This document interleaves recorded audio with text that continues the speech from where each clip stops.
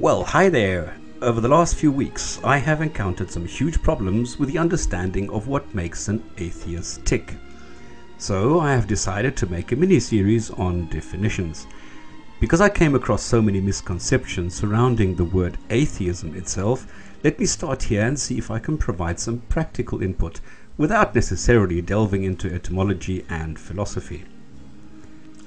To me, if a person believes there is sufficient evidence for the existence of a supernatural being which resides somewhere outside our universe, has stupendous powers, monitors, judges, cares for and manipulates life and is thus termed God, this person is called a theist. If the God just push-started everything but does not monitor or interfere with anything on a 24/7 basis today, the person believing this is a deist. A theist can be a person who believes one God or several gods exist. A theist can be someone who believes in any of the 200 active gods around today. A theist can be, for example, a Christian who feels comfortable with any of the 30,000 plus flavors of Christianity, or with any of the many Islamic religion flavors, and so on. They see that there is a reason to believe a supernatural entity reminiscent of an imaginary invisible friend exists, and even build their lives around this. An atheist does not. An atheist has not been provided with evidence for the existence of any of the gods. That's all. It is a reaction to claims made by theists. Even though most scientists are atheists, most atheists are not scientists. Atheism has nothing whatsoever to do with science. Science, regardless of its branch, does not care about religions. It is merely a mechanism to research, test, probe and describe reality around us. Reality, not wishful thinking. Science constantly changes by specifying any feature with increasing accuracy. Because scientists are humans, there are dishonest scientists. The scientific process of re-examining and retesting usually does find out when this happens, and the scientific method is permanently refined to avoid such blunders. Atheists don't have any instruments or measuring equipment available to verify any God. There is only the brain. Depending on the level of skepticism within a particular brain, you have different levels of atheists.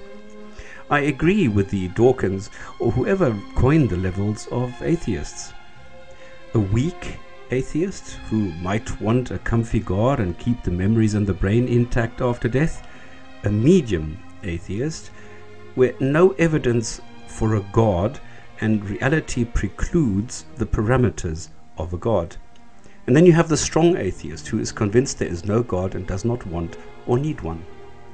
What they have in common is that they all see no evidence for the existence for any God. Even if they sometimes say, I don't believe in God, or God doesn't exist. Atheists just don't require the comfort of a God that has all the traits of an imaginary friend to get them through the day. Personally, I can't accept that a God would use only one region, one language, and a book of all things to convey any kind of message or rules, and after humans have existed for 150,000 odd years. It is also totally unacceptable that this book, depending on target audience, varies over time, has different rules and contents, is imperfect, and requires any kind of interpretation by fallible humans. I am consciously ignoring agnosticism, as I maintain that you either have evidence for the existence of a God or you don't. We're talking about belief, not knowledge. And here are some thoughts on the common misconceptions I frequently come across. Atheists reject God. Hang on, you can't reject something that does not exist. Atheists are angry with God. Same. You can't be angry with something that does not exist. Atheists believe in evolution. You can't believe in a fact. You accept it or not. Or do theists believe in cars? Atheists believe we come from monkeys. Totally wrong. In fact, so wrong that I will address this in a separate video. Atheists can't explain where everything comes from. Well, True, while humanity is slowly learning, we still have areas where we can only say, I don't know. There is no good reason to substitute I don't know with God did it. If you assert that a God created everything, you can't use something which has not been proven to exist before using it as a source for anything. Atheists have no purpose in life. Wrong. An atheist's purpose just does not revolve or depend on a God. An atheist helps shape society, which develops moral standards and strives to provide a better life for offspring. An atheist has the same help gene as everybody else. Atheists don't provide charitable support like theists. Well, this is also very wrong. There are endless examples of secular organizations providing help to the needy.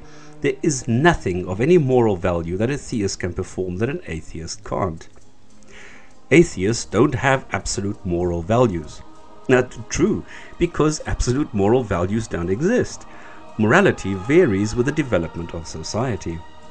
Atheists just want to sin. Well, every human has personal preferences, just like anyone else. If the threat of hell and an angry God is what keeps a theist on a virtuous track, it is a weakness and not a strength. Also, sin has no absolute or universal definition and is just an invention of religion. Whether or not I like shrimps or pork should not influence my level of being considered good or bad. The same way as in 2011, sexual preferences of any kind should be the result of informed and consenting adults, and not the standards of desert nomads more than 1,000 years ago. Hitler was an atheist.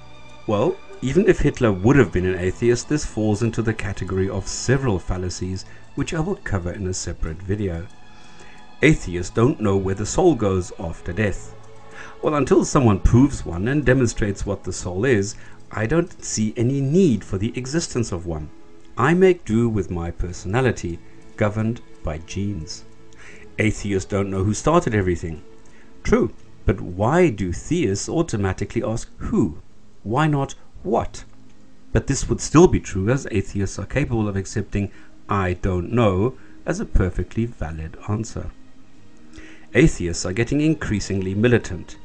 Yes, if you believe that writing a book is more militant than blowing up or shooting others, true. Atheists can't prove God does not exist. Also true. What would you do if I asked you to prove that vampires don't exist? Can you prove I don't ride a unicorn to work? Atheists will not accept a God regardless of the evidence. While I don't speak for all atheists, I think I can safely say that if a God would actually manifest itself here on earth, atheists would not deny the physical existence. Whether any would submit, prostrate, or worship this God is a totally different question. Lastly, a question I have. Does a theist love their children more than an atheist? Well, I hope I've helped just a little bit, and thank you for your time.